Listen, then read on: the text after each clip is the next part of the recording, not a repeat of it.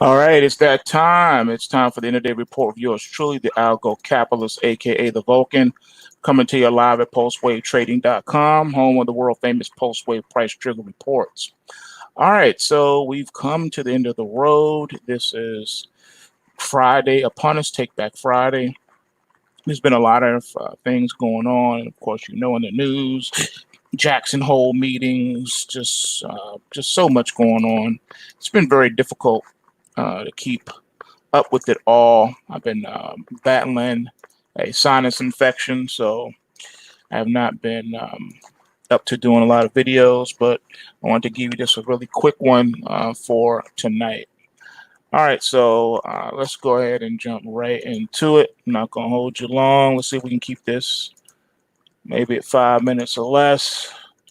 Okay. All right, here we go. The first one is from the trading room. This is Wheaton. So the ticker is WPM. And as you can see, the market has been sideways all week. That's this bar right here. This is weekly chart. So far, the market's setting itself up for a possible rally alert buy signal going into next week based on how the market closes tomorrow will determine that. But so far, this is how it's shaping up. So this market is still in a corrective pattern and it's been moving sideways. And unless something drastic changes tomorrow, I think we're looking at sideways to slightly lower prices going into next week as well. So just heads up on that one there in the trading room. A lot of these, you're going to see similar patterns with markets just kind of moving sideways. All right, you want to see Litecoin? Let's go and get that out the way. So far, Litecoin is setting up for a crash alert sell signal to go into next week. As you can see here, it's just been moving inside of last week's bar. Not a lot of movement at all, but you are in the weekly Kumo cloud as well. Just moving sideways based on the May 16th, I'm sorry, May 21st week. As I've showed you last week, nothing has changed. The market has not moved out of that zone.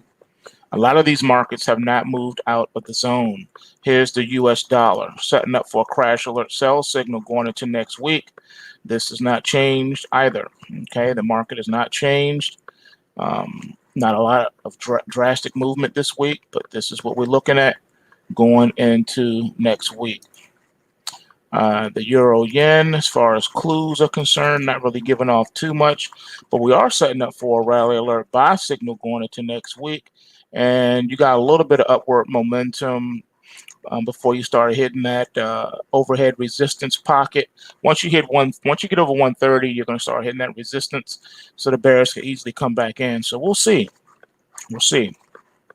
Looking at the banks here is Wells Fargo. All right, ticker is WFC. So far, this one's setting up for a flip-flop. So we came into this week with a crash alert. We didn't get any downside production at all. Instead, we're getting the flip-flop. So looking like a rally alert buy signal going into next week. But we'll see how the market closes tomorrow because that's going to tell us a lot. All right. Taking a look at the Canadian dollar. All right, this one's setting up for a crash alert sell signal going into next week as well. Based on how the market closes tomorrow, we shall see, but it is setting up like this could be that situation. You just never know. Looking at bonds, the ticker is TLT. All right, you see we're setting up for a crash alert sell signal on this one too. Overhead resistance is right there, the bottom of the Kumo cloud. Right now, price action is stuck between the bottom of the Kumo cloud and the top of the trend line support.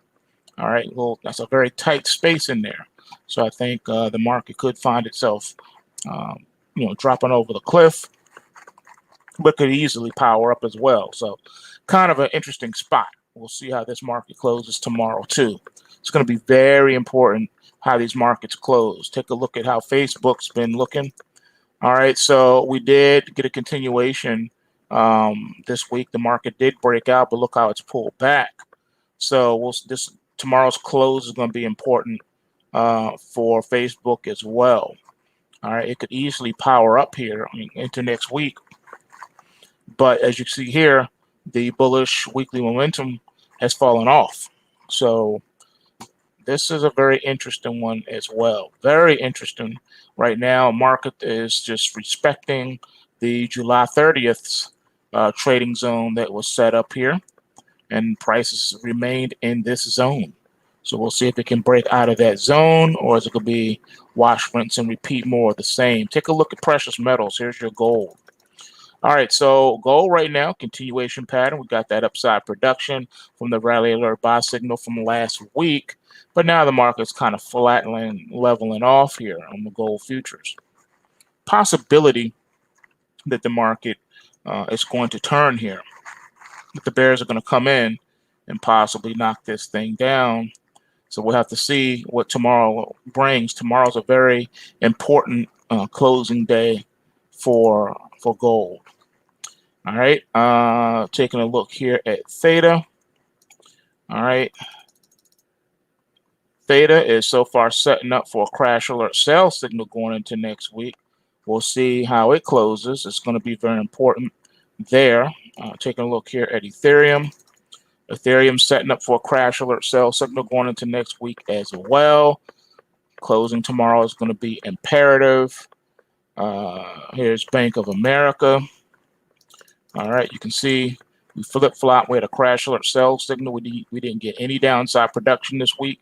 Instead, the market reversed course and is setting up for a rally alert buy signal going into next week. So tomorrow's close is going to be important there too. Next up is your Xrp Ripple.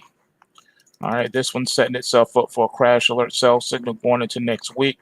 Trend line support down here is your initial target if that takes place. NASDAQ 100. All right, this one is still powerful. Still powerful. Very interesting here on this weekly chart.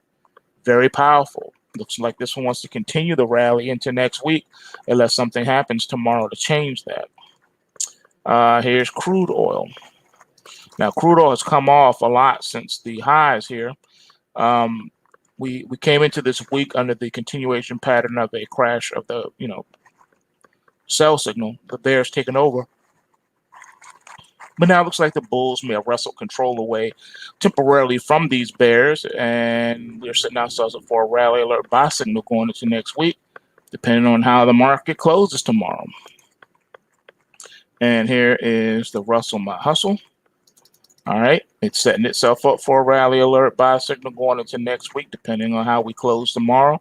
Could very well get that. But then again, the bears could come in too and use this as an opportunity to bring the market down next week. So these closes tomorrow are going to be of the utmost importance. Here's silver.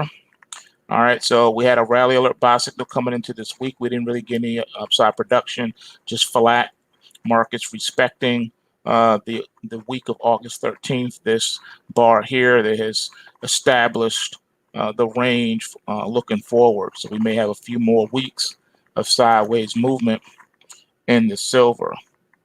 And then here's the Dow Jones. We had a crash alert sell signal coming into this week. We didn't get any downside production, but the market is setting itself up for a possible continuation pattern to the downside going into next week unless something happens tomorrow. And here is your Australian dollar setting itself up for a rally alert buy signal going into next week. We'll see how these markets close tomorrow, because this is going to determine everything. These signals could change if something happens drastic in the markets tomorrow. This could very well likely set itself up for a continuation down period for next week as well. And last but not least, here is the mighty Bitcoin futures. As you can see, the market's been straight on up here, upward trajectory, continuation from last week, but we have pulled back, and we're right here at the lows for the week.